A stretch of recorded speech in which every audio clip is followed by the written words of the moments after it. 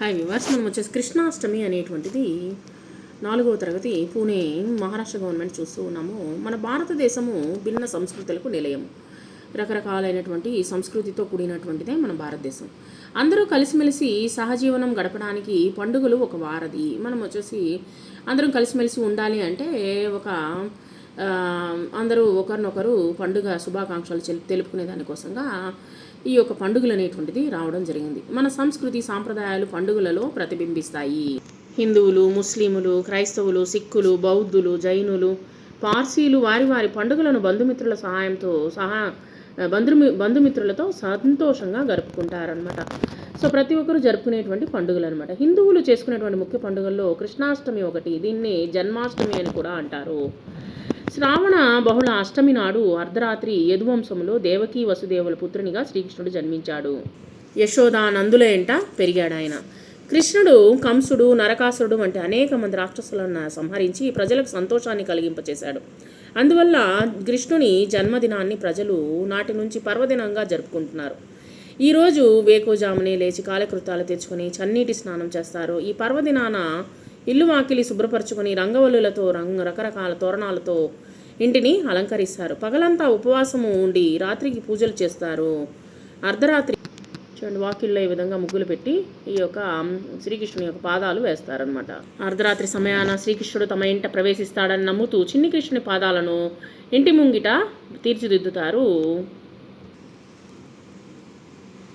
శ్రీకృష్ణుడు జన్మించినటువంటి మరుసటి రోజు బాలకృష్ణుని తలుచుకుంటూ ఒక కుండలో పెరుగు మరమరాలు వేసి గుడి ఎదుట ఉట్టిని కడతారు. ఉట్టిని కట్టే తాడును రంగురంగుల పూలతో అలంకరిస్తారు.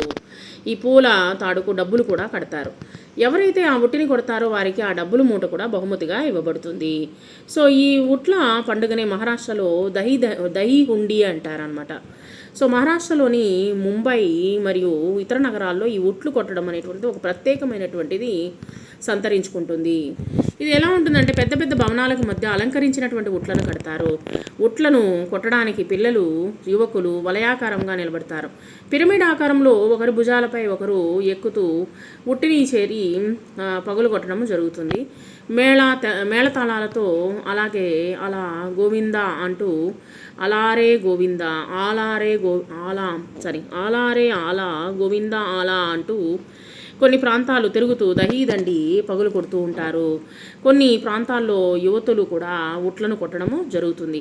ఈ పండుగ ఎంతోమంది సందడితో సంతోషంగా జరుపుకుంటారనమాట ఈ యొక్క పండుగను.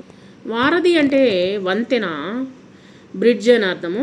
పర్వదనము అంటే పండుగ, రంగవల్లులు అంటే ముగ్గులు, జన్మదినము, పుట్టినరోజు. సరే, మనకు తెలుగు సంవత్సరాలు 60 సంవత్సరాలు అనమాట. మనకి 60 సంవత్సరానికి 12 నెలలు, సంవత్సరానికి 12 నెలలు.